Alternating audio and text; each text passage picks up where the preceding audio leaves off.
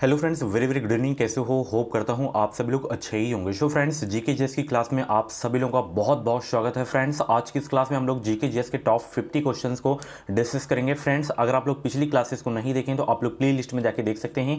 Play list में आपको सारी की सारी क्लासेस मिल जाएंगी। इन क्लासेस की फ्री में PDF आपको मिल जाएंगी हमारे टेलीग्राम चैनल पर। तो वीडियो को डिस्क्रिप्शन बॉक्स में टेलीग्राम चैनल की लिंक दे दिया हूँ, नाम है एजुकेशन विद साहिल, ज्वाइन हो सकते हैं। तो चलिए क्लास को स्टार्ट करते हैं। टारगेट आपको 250 प्लस का लेकर चलना है, ठीक है, तभी आपको सरकारी सीट मिलेगी, ठीक है। और 50 में से 18 प्लस अगर आपका सही हो रहा है तो जीके जीएस की तैयारी अच्छी है, ठीक है। कम स्कोर जा रहा है तो ये कंप्लीट सिलेबस नोट्स आप लोग ले सकते हैं। इसमें आपको Hindi, GK, reasoning, subject ability के 5000 से ज़्यादा टॉपिक वाइज ऑब्जेक्टिव क्वेश्चन देखने को मिलेंगे। 2012 से 22 तक के प्रीवियस पेपर्स भी आपको देखने को मिलेंगे। हर क्वेश्चन का सोल्यूशन आपको देखने को मिलेगा। इसका जो प्राइस रखा गया है मात्र 149 रुपये रखा गया है। 500 पेज की ये निचोड़ नोट्स है। कैसे परचेज करना है इस क्रैश कोर्स को, वीडियो को डिस्क्रिप्शन बॉक्स में एक लिंक होगी, क्रैश कोर्स लिंक, उसमें आपको क्लिक करना है। उसमें नाम, मोबाइल नंबर, ईमेल आईडी आपसे पूछा जाएगा। उसके बाद 149 का पेमेंट करना है। जैसे ही आपके पेमेंट सक्सेस होती है, डाउनलोड का ऑप्शन आ जाएगा, डाउनलोड कर लीजिएगा। ओपन का उसी में पासवर्ड भी रहता है। और यहाँ पे डेली क्लासेस का टाइमिंग देख सकते हैं। तो 2023 में बेहतरीन अंकों के साथ अगर आपको बीएड में एडमिशन लेना है, सरकारी सीट लेना है, तो इस चैनल को जरूर से जरूर सब्सक्राइब कर लें। इस चैनल से आपको निश्चित ही मदद मिलेगी। जो भी बीएड एंट्रेंस एग्जाम की अपडेट रहेगी वो अपडेट आपको सबसे पहले हमारे चैनल के माध्यम से ही देखने को मिलेगी। आज की क्लास का सबसे पहला प्रश्न आपकी स्क्रीन पर आ गया है। देखिए, आज कोई क्लास नहीं हुई है, कल कोई क्लास नहीं हुई है, इसलिए आज जीके जीएस की क्लास हो रही है। कल से आपकी वही टाइमिंग से वही सब्जेक्ट की क्लास होगी। पहला प्रश्न यहां पे देख सकते हैं कि आर्थिक वृद्धि जो है किससे संबंधित है। जवाब दें सब लोग। गुड इवनिंग सभी को। वीडियो को लाइक कर दें, शेयर कर दें सब लोग। बताएं सब लोग, आर्थिक वृद्धि किससे संबंधित है। आंसर सोचने का ज्यादा समय चाहिए, वीडियो को रोक भी सकते हैं। आर्थिक वृद्धि किससे संबंधित है? तो किसी अर्थव्यवस्था में कुछ अवधि तक प्रति व्यक्ति वास्तविक आय की निरंतर वृद्धि, यही आर्थिक वृद्धि का संबंध है, ठीक है, इसी से संबंध है। तो ऑप्शन इसका जो है आपका सी वाला बिल्कुल करेक्ट हो जाएगा। चलिए आगे चलते हैं। निम्नलिखित में से कौन सा कथन गलत है? चारों कथनों को पढ़िए, फिर आप लोग बताएं कि इसमें कौन सा कथन गलत है। दूसरा का जवाब देने का प्रयास करेंगे सब लोग। गुड इवनिंग भाई सभी को। और 1 तारीख को आपका जो ऑफिशियल नोटिफिकेशन है वो जारी हो जाएगा बुंदेलखंड यूनिवर्सिटी के द्वारा। कौन सा कथन गलत है इसमें बताने का प्रयास करेंगे। यहाँ पे अर्थव्यवस्था संसाधनों की अधिकता की समस्या का सामना करती है, ये जो आपका कथन है ये आपका जो है गलत है, यानी कि सामना नहीं करती है, ठीक है, समस्या का। चलिए आगे देख सकते हैं कि प्रत्यक्ष करों के मामले में अदायगी, दायित्व और कर का अंतिम भार किस पर स्थित होता है। तीसरा का जवाब दें सब लोग। प्रत्यक्ष करों के मामले में अदायगी, दायित्व और कर का अंतिम भार किस पर स्थित होता है। ए, बी, सी ऑप्शन देखिए, फिर अच्छे से आप लोग बताएं इसका जो है राइट आंसर है क्या होगा, यानी कि किस पर स्थित होता है ये। वह व्यक्ति जिस पर यह अधिरोपित किया गया है इसी पर स्थित होती है, ठीक है। तो ए आपका बिल्कुल करेक्ट हो जाएगा। चलिए आगे चलते हैं। यदि किसी फर्म द्वारा नियुक्त श्रमिक शक्ति का केवल कुछ भाग किसी भी समय और बिना वेतन के बर्खास्त किया जा सकता है तो फर्म द्वारा भुगतान की जाने वाली कुछ मजदूरी और वेतनों को क्या माना चाहिए। बताएं क्या माना चाहिए। 4 का जवाब दें सब लोग। जवाब देने का प्रयास करेंगे। क्या माना जाना चाहिए? उसे जो है परिवर्ती लागत मानना चाहिए, ठीक है। ऑप्शन इसका जो है आपका ए वाला बिल्कुल करेक्ट हो जाएगा। चलिए आगे चलते हैं। मोस्ट इंपॉर्टेंट क्वेश्चन है कि संघ लोक सेवा आयोग के सदस्यों की नियुक्ति किसके द्वारा की जाती है। बताएं सब लोग। संघ लोक सेवा आयोग के सदस्यों की नियुक्ति जो है किसके द्वारा की जाती है। राष्ट्रपति के द्वारा, या प्रधानमंत्री के द्वारा, या मुख्य न्यायाधीश के द्वारा, या विधि कानून मंत्री के द्वारा। संघ लोक सेवा आयोग के सदस्यों की नियुक्ति किसके द्वारा की जाती है। कुछ भी डाउट्स हैं तो आप लोग हमें डीएम कर सकते हैं इंस्टाग्राम पे। वीडियो को डिस्क्रिप्शन बॉक्स में इंस्टाग्राम आईडी की लिंक आपको मिल जाएगी। और क्रैश कोर्स जरूर से जरूर आप लोग जो है परचेज कर लें और अपनी तैयारी अभी से शुरू कर दें। डेली क्लासेस ज्वाइन जरूर किया करें। तो संघ लोक सेवा आयोग के सदस्यों की जो नियुक्ति है राष्ट्रपति के द्वारा की जाती है। ऑप्शन इसका जो है आपका ए वाला बिल्कुल करेक्ट हो जाएगा। चलिए, कोई राज्य उन अधिकारों द्वारा जाना जाता है जिन्हें वह बनाए रखता है, यह किसका कथन है। बताएं सब लोग। कोई राज्य उन अधिकारों द्वारा जाना जाता है जिन्हें वह बनाए रखता है, यह किसका कथन है।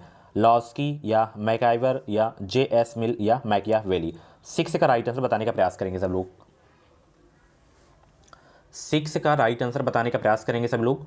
कोई राज्य उन अधिकारों द्वारा जाना जाता है जिन्हें वह बनाए रखता है, यह किसका कथन है। लॉस्की का कथन है, ठीक है। 6 का ए आपका बिल्कुल करेक्ट हो जाएगा। चलिए आगे चलते हैं। निम्नलिखित में से कौन सी प्रणाली बेसी मूल्य के सिद्धांत पर आधारित है? बताएं सब लोग, 7 का राइट आंसर क्या होगा? निम्नलिखित में से कौन सी प्रणाली जो है बेसी मूल्य के सिद्धांत पर आधारित है? पूंजीवाद या आदर्शवाद या व्यक्तिवाद या साम्यवाद? 7 का जवाब देने का प्रयास करेंगे। निम्नलिखित में से कौन सी प्रणाली बेसी मूल्य के सिद्धांत पर आधारित है? 7 का जवाब दें सब लोग, तो वो है पूंजीवाद। 7 का ए आपका बिल्कुल करेक्ट हो जाएगा। चलिए, पूंजीवाद प्रणाली, ठीक है। चलिए, निम्नलिखित में से कौन जो है प्रातिनिधिक सरकार उपबंधित करता है? निम्नलिखित में से कौन जो है प्रातिनिधिक सरकार जो है उपबंधित करता है? अप्रत्यक्ष लोकतंत्र या प्रत्यक्ष लोकतंत्र या लोकतंत्र या सरकार का आध्यात्मक रूप? 8 का जवाब देने का प्रयास करेंगे। आशा सोचने का ज़्यादा समय चाहिए तो आप लोग वीडियो को रोक भी सकते हैं और हर क्वेश्चन का जवाब सभी लोग जरूर दिया करें। और 50 में से जितने भी क्वेश्चंस आपके करेक्ट हों कमेंट बॉक्स में नाम स्कोर जरूर बताया करें। आप लोग बताएं सब लोग, निम्नलिखित में से कौन जो है प्रतिनिधिक सरकार उपबंधित करता है? तो वो है अप्रत्यक्ष लोकतंत्र। 8 का ए आपका जो है बिल्कुल करेक्ट हो जाएगा। चलिए आगे चलते हैं। विधानमंडल का प्रमुख कर्तव्य क्या है? विधानमंडल का प्रमुख कर्तव्य क्या है? 9 का जवाब दें सब लोग, विधानमंडल का प्रमुख कर्तव्य क्या है? 9 का जवाब देने का प्रयास करेंगे। विधानमंडल का प्रमुख कर्तव्य क्या है? तो वो है आपका नियमों को अधिनियमित करना, यही विधानमंडल का प्रमुख कर्तव्य है। 9 का ए आपका बिल्कुल करेक्ट हो जाएगा। चंद्रगुप्त मौर्य ने अपने अंतिम दिन यहाँ गुजारे, कहाँ गुजारे बताएं सब लोग? चंद्रगुप्त मौर्य ने अपने अंतिम दिन कहाँ गुजारे? पटेलपुत्र में या श्रवणबेलगोला में या उज्जैन में या काशी में? 10 का जवाब देने का प्रयास करेंगे। चंद्रगुप्त मौर्य ने अपने अंतिम दिन कहाँ गुजारे थे? श्रवणबेलगोला में गुजारे थे, ठीक है। 10 का सी आपका बिल्कुल करेक्ट हो जाएगा। आगे चलते हैं। यहाँ पे देख सकते हैं बुद्ध की मृत्यु इस वर्ष में हुई थी। किस वर्ष में हुई थी बुद्ध की मृत्यु, ये आपको बताना है। बुद्ध की मृत्यु इस वर्ष में हुई थी, किस वर्ष में हुई थी बताने का प्रयास करेंगे सब लोग। बुद्ध की मृत्यु इस वर्ष में हुई थी। 11 का जवाब दें सब लोग। बुद्ध की मृत्यु इस वर्ष में हुई थी 483 ईसा पूर्व में, ठीक है। डी आपका बिल्कुल करेक्ट हो जाएगा। इंपॉर्टेंट क्वेश्चन था आपके एग्जाम के लिए, ठीक है। चलिए, और इनकी मृत्यु कहाँ हुई थी ये भी आपको याद रखना है, ठीक है। कुशीनगर में हुई थी, ठीक है। और लुम्बिनी में इनका जन्म हुआ था। चलिए, बर्मा का नया नाम म्यांमार है और इसकी राजधानी क्या है? म्यांमार की राजधानी बताएंगे। 12 का जवाब दें सब लोग। म्यांमार की राजधानी बताएं सभी लोग। ये तो बहुत ही नॉर्मल सा प्रश्न है, इसका जवाब आप लोग कमेंट बॉक्स में दीजिएगा। और राजधानी से प्रश्न आता है। चलिए, दक्षिण भारत में प्रसिद्ध जैन केंद्र कहाँ स्थित है? दक्षिण भारत में प्रसिद्ध जैन केंद्र कहाँ स्थित है? दक्षिण भारत में प्रसिद्ध जैन केंद्र कहाँ स्थित है? श्रवणबेलगोला में। 13 का सी आपका बिल्कुल करेक्ट हो जाएगा। चलिए, अशोक के शिलालेख किस लिपि में खुदे हुए हैं? अशोक के शिलालेख जो हैं किस लिपि में खुदे हुए हैं? अशोक के शिलालेख किस लिपि में खुदे हुए हैं? ब्राह्मी लिपि में, पाली लिपि में या देवनागरी लिपि में या मगधी लिपि में? बताएं सब लोग। अशोक के शिलालेख किस लिपि में खुदे हुए हैं? 14 का जवाब देने का प्रयास करेंगे। अशोक के शिलालेख किस लिपि में खुदे हुए हैं? ब्राह्मी लिपि में खुदे हुए हैं। 14 का ए आपका बिल्कुल करेक्ट हो जाएगा। चलिए, निम्नलिखित में से कौन सी झील जो है हनीमून लेक कहलाती है? 15 का जवाब दें सब लोग। निम्नलिखित में से कौन सी झील हनीमून लेक कहलाती है? चैन, टोबा, टिटिकाका, न्यासा? 15 का जवाब देने का प्रयास करेंगे। निम्नलिखित में से कौन सी झील हनीमून लेक कहलाती है? वो है टिटिकाका झील। 15 का बी आपका बिल्कुल करेक्ट हो जाएगा। चलिए, सहारा रेगिस्तान में शुष्क पवन उड़ती है किस ओर? 16 का जवाब देने का प्रयास करेंगे। सहारा रेगिस्तान में शुष्क पवन उड़ती है किसकी ओर? 16 का जवाब दें सब लोग। सहारा रेगिस्तान में शुष्क पवन उड़ती है किस ओर? दक्षिण से उत्तर की ओर उड़ती है, ठीक है। 16 का डी आपका बिल्कुल करेक्ट हो जाएगा। चलिए आगे चलते हैं। व्यापार की दृष्टि से सर्वाधिक व्यस्त महासागर कौन सा है? व्यापार की दृष्टि से जो है सर्वाधिक व्यस्त महासागर कौन सा है? प्रशांत महासागर या हिंद महासागर या अटलांटिक महासागर या आर्कटिक महासागर? 17 का जवाब दें सब लोग। व्यापार की दृष्टि से सर्वाधिक व्यस्त जो है महासागर कौन सा है? तो वो आपका है अटलांटिक महासागर। 17 का सी आपका बिल्कुल करेक्ट हो जाएगा। इंपॉर्टेंट क्वेश्चन है आपके एग्जाम के लिए। इसका आकार बहुत पूछा जाता है, एस आकार का है इसका आकार, ठीक है, एस आकार का। चलिए, केरल की नीरव घाटी में स्थित वन किस प्रकार के वन का उदाहरण है? केरल की नीरव घाटी में स्थित वन किस प्रकार के वन का उदाहरण है? पर्णपाती वन, उष्णकटिबंधीय वर्षा वन या एल्पाइन शंकुधारी वन या मैंग्रोव वन? 18 का जवाब देने का प्रयास करेंगे सब लोग। 18 का जवाब दें सब लोग। केरल की नीरो घाटी में स्थित वन किस प्रकार के वन का उदाहरण है? एल्पाइन शंकुधारी वन है, ठीक है। 18 का सी आपका बिल्कुल करेक्ट हो जाएगा। चलिए आगे चलते हैं। अन्नाईमुड़ी शिखर कहाँ स्थित है? अन्नाईमुड़ी शिखर कहाँ स्थित है बताएं सब लोग। अन्नाईमुड़ी शिखर कहाँ स्थित है? 19 का जवाब दें सब लोग। अन्नाईमुड़ी शिखर जो है कहाँ स्थित है? ये आपका नीलगिरी पहाड़ी में है। 19 का बी आपका बिल्कुल करेक्ट हो जाएगा। सभी लोग वीडियो को लाइक ज़रूर कर दो और शेयर कर दो और इस चैनल को जरूर से जरूर सब्सक्राइब कर लो। इस चैनल से आपको निश्चित ही मदद मिलेगी। व्यापारिक रूप से महत्वपूर्ण सूती रेशे हैं कौन से? व्यापारिक रूप से महत्वपूर्ण सूती रेशे हैं। 20 का जवाब दें सब लोग। व्यापारिक रूप से महत्वपूर्ण सूती रेशे हैं वो हैं आपके बीजों के अधिचर्मी रोम। 20 का ए आपका बिल्कुल करेक्ट हो जाएगा। इंपॉर्टेंट क्वेश्चन था। चलिए यूफेनिक्स है क्या? यूफेनिक्स है क्या? यूफेनिक्स है क्या? 21 का जवाब दें सब लोग। यूफेनिक्स क्या है? गुड इवनिंग भाई सभी को। वीडियो को लाइक कर दो, शेयर कर दो सभी लोग। और भी क्लासेस आपको प्लेलिस्ट में मिल जाएंगी, जाके देख सकते हैं। तो यूफेनिक्स एक क्या है? यह एक प्रजाति का सुधार है। 21 का बी आपका बिल्कुल करेक्ट हो जाएगा। चलिए आगे चलते हैं। अगला प्रश्न यहाँ पे देख सकते हैं। एरिनोओलाजी ये जो है किसका अध्ययन है? एरिनोओलाजी जो है किसका अध्ययन है? मधुमक्खी पालन या एफिडो का अध्ययन या मकड़ियों का अध्ययन या बरूथियों का अध्ययन? 22 का जवाब दें सब लोग। एरिनोओलाजी किसका अध्ययन है? 22 का राइट आंसर आना स्टार्ट हो गया है। सभी लोग जवाब देने का प्रयास करेंगे। एरिनोओलाजी जो है किसका अध्ययन है? तो यह जो अध्ययन है मकड़ियों का अध्ययन है, ठीक है। सी आपका बिल्कुल करेक्ट हो जाएगा। ये अध्ययन से क्वेश्चंस आया करते हैं, ठीक है। चलिए और इनकी मैं टॉपिक वैसी क्लास लूँगा स्पेशल। चलिए कार्पस ल्यूटियम क्या संस्रावित करता है? बताएं ये क्या जो है संस्रावित करता है?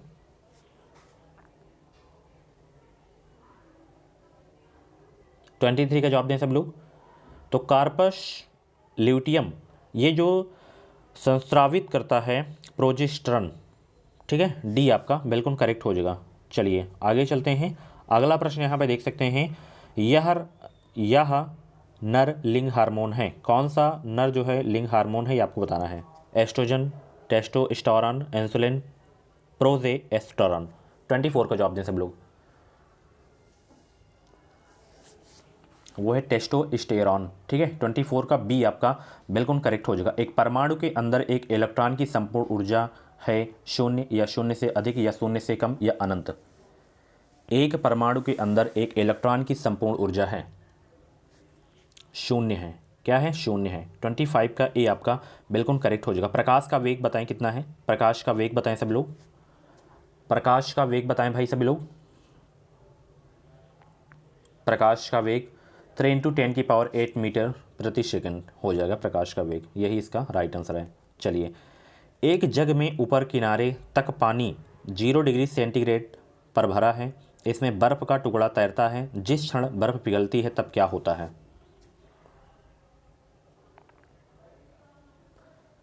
बताएं सब लोग। जिस क्षण बर्फ पिघलती है तब क्या होता है? जल का स्तर अपवर्तित रहता है, ठीक है।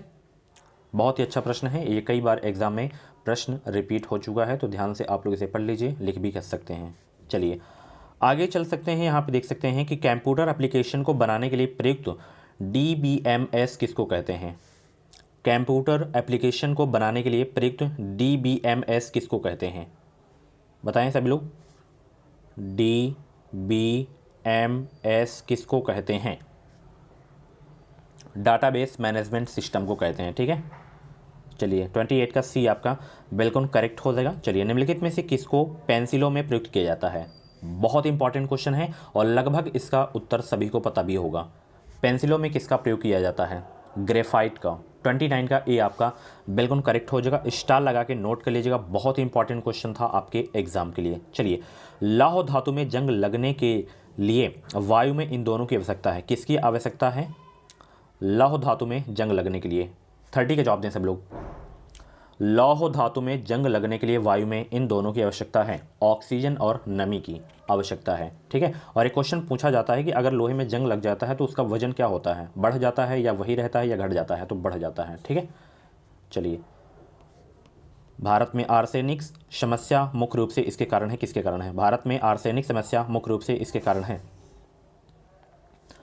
प्रभावित क्षेत्रों में भौम जल का अतिशोषण। 31 का सी आपका बिल्कुल करेक्ट हो जाएगा, ठीक है। चलिए अम्ल वर्षा इसके कारण होती है, किसके कारण अम्ल वर्षा होती है? मोस्ट इंपॉर्टेंट क्वेश्चन है, डबल स्टार लगा के नोट करिएगा, कई बार एग्जाम में यह प्रश्न रिपीट हो चुका है। अम्ल वर्षा किसके कारण होती है?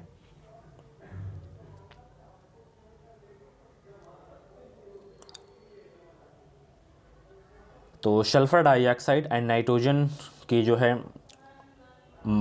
अधिक संख्या में जो है ये वातावरण में मौजूद रहते हैं और इनके कारण ही जो है अम्ल वर्षा होती है। ठीक है, सी आपका बिल्कुल करेक्ट हो जाएगा, SO2 और NO2। चलिए आगे चलते हैं। जल बिंदुओं के रूप में जल की हानि क्या कहलाती है? बताएं सब लोग, जल बिंदुओं के रूप में जल की हानि क्या कहलाती है? वाष्पो उत्सर्जन, बिंदुस्राव या श्रवण या वाष्पीकरण? 33 का जवाब देने का प्रयास करेंगे सब लोग। जल बिंदुओं के रूप में जल की हानि क्या कहलाती है? बिंदुस्राव कहलाती है। ठीक है, 33 का बी आपका बिल्कुल करेक्ट हो जाएगा। चलिए, वात्सल्य मेला प्रतिवर्ष कहाँ आयोजित किया जाता है? वात्सल्य मेला प्रतिवर्ष कहाँ आयोजित किया जाता है? बेंगलुरु में या भोपाल में या नई दिल्ली में या चंडीगढ़ में? 34 का जवाब देने का प्रयास करेंगे। वात्सल्य मेला प्रतिवर्ष कहाँ आयोजित किया जाता है? न्यू दिल्ली में आयोजित किया जाता है। ठीक है, स्टार लगा के नोट कर लीजिएगा, ये मेले उत्सव से प्रश्न आते हैं एग्जाम में। चलिए, रोमसिंग विद लाइफ नामक पुस्तक के लेखक कौन है? रोमसिंग विद लाइफ नामक पुस्तक के लेखक कौन है? 35 का जवाब दें सब लोग।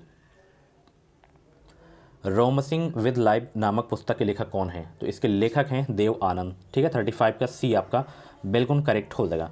किस मुगल शहंशाह ने तंबाकू के प्रयोग का निषेध किया? किस मुगल शहंशाह ने तंबाकू के प्रयोग का निषेध किया था? बाबर, औरंगजेब या जहांगीर या मोहम्मद शाह? 36 का राइट आंसर बताने का प्रयास करेंगे सब लोग। किस मुगल शहंशाह ने तंबाकू के प्रयोग का निषेध किया? औरंगजेब ने। ठीक है, 36 का सी आपका बिल्कुल करेक्ट हो जाएगा। हाइड्रोजन की खोज किसके द्वारा की गई? बताएं सब लोग, हाइड्रोजन की खोज किसके द्वारा की गई थी? 37 का जवाब दें सब लोग। हाइड्रोजन की खोज किसके द्वारा की गई थी? कैवेंडिश के द्वारा की गई थी। ठीक है, 37 का डी आपका बिल्कुल करेक्ट हो जाएगा। चलिए, विश्व में सबसे बड़ा डेल्टा बताएं कौन सा है? विश्व में सबसे बड़ा डेल्टा कौन सा है? विश्व में सबसे बड़ा डेल्टा कौन सा है?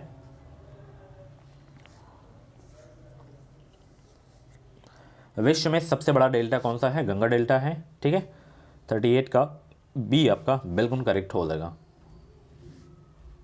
अगला प्रश्न यहाँ पे देख सकते हैं कि संविधान की चौथी अनुसूची में किसका वर्णन है? बताएं सब लोग, संविधान की चौथी अनुसूची में किसका वर्णन है? 39 का जवाब देने का प्रयास करेंगे सब लोग। संविधान की चौथी अनुसूची में किसका वर्णन है? तो राज्यों तथा संघीय क्षेत्रों की राज्यसभा में प्रतिनिधि, यही वर्णन है संविधान की चौथी अनुसूची में। 39 का डी आपका बिल्कुल करेक्ट हो जाएगा। संविधान के अनुच्छेद 330 में किसका वर्णन है? आर्टिकल 330 में किसका वर्णन है? बताएं सब लोग, अनुच्छेद 330 में किसका वर्णन है? लोकसभा में अनुसूचित जाति एवं जनजाति के लिए स्थान दिया गया है अनुच्छेद 30 में, तो इसी से संबंध हो जाएगा अनुच्छेद 330 का। 40 का ए आपका बिल्कुल करेक्ट हो जाएगा। आगे चलते हैं। कॉफ़ी जो है किस क्षेत्र का पौधा है? कॉफ़ी किस क्षेत्र का पौधा है?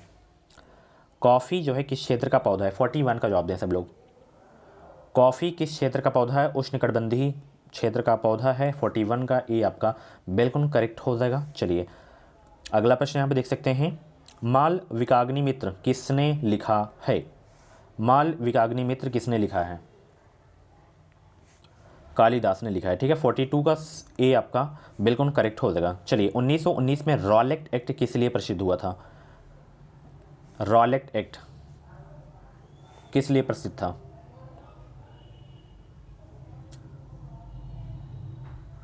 संदेह के आधार पर गिरफ्तारी, इसलिए प्रसिद्ध था रॉलेट एक्ट। बी आपका बिल्कुल करेक्ट हो जाएगा। खिलाफत आंदोलन के अग्रणी नेता कौन है? बताएं सब लोग, खिलाफत आंदोलन के अग्रणी नेता कौन थे? 44 का कौन सा सही हो जाएगा? खिलाफत आंदोलन के अग्रणी नेता थे अली बंधु। ठीक है, 44 का ए आपका बिल्कुल करेक्ट हो जाएगा। चलिए आगे चलते हैं। अगला प्रश्न आपकी स्क्रीन पे है। मुस्लिम लीग का प्रथम अधिवेशन कब हुआ था? बताएं सब लोग, मुस्लिम लीग का प्रथम अधिवेशन कब हुआ था? 1906 में हुआ था। ठीक है, बहुत इंपॉर्टेंट क्वेश्चन, स्टार लगा के नोट कर लीजिएगा, कई बार एग्जाम में पूछा गया है प्रश्न ये। ठीक है, निम्नलिखित वंश क्रम को क्रम में लिखना है।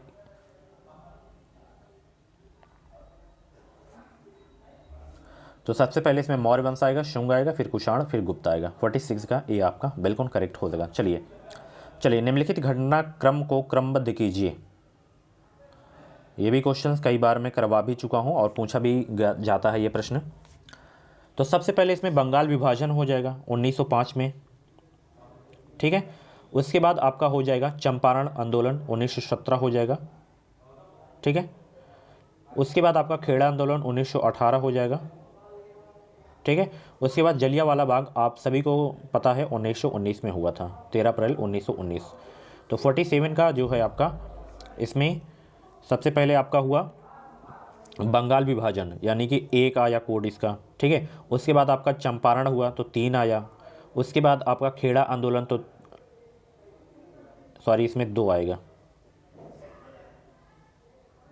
सबसे पहले बंगाल विभाजन हो तो हम 1 लिख लिए, ठीक है। उसके बाद आपका चंपारण आपका जो है 2 हो जाएगा। उसके बाद खेड़ा 3 हो जाएगा। जलियांवाला बाग आपका 4 हो जाएगा, 1 2 3 4। तो इसमें कोई भी नहीं है, तो इनमें से कोई नहीं आपका सही हो जाएगा, ठीक है।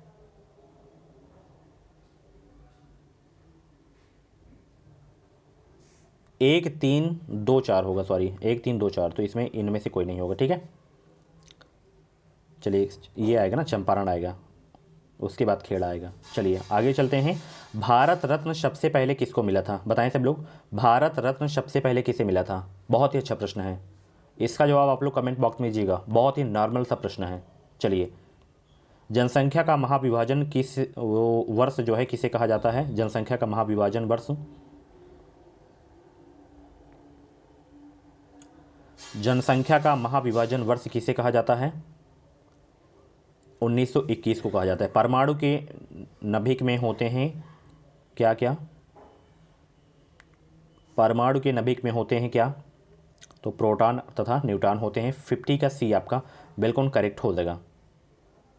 देखिए, इसमें से आपको केवल बताना कि भारत रत्न सबसे पहले किसको मिला है, तो इसमें सबसे पहले मिला है सीवी रमन जी को, ठीक है। इसमें से ऑप्शन से केवल पूछ रहा है, ठीक है, सबसे पहले नहीं पूछ रहा है। सो फ्रेंड्स, ये थे आपके जीके जीएस के टॉप 50 क्वेश्चंस। 50 में से जितने भी क्वेश्चंस आपके करेक्ट हुए हैं कमेंट बॉक्स में नाम इसको जरूर बताएगा। और ऐसी डेली क्लासेस देखने के लिए आप लोग हमारे चैनल को सब्सक्राइब कर लें। इस चैनल से आपको निश्चित ही मदद मिलेगी। बीएड एंट्रेंस एग्जाम की पल पल की लेटेस्ट ऑथेंटिक अपडेट आपको मिलती रहेगी। तो 50 में से जितना भी आपका प्रश्न सही हुआ हो कमेंट बॉक्स में नाम इसको जरूर बताएगा। और ऐसी वीडियोस देखने के लिए चैनल को जरूर से जरूर सब्सक्राइब कर लें। इस चैनल से आपको निश्चित ही मदद मिलेगी। Thank you so much.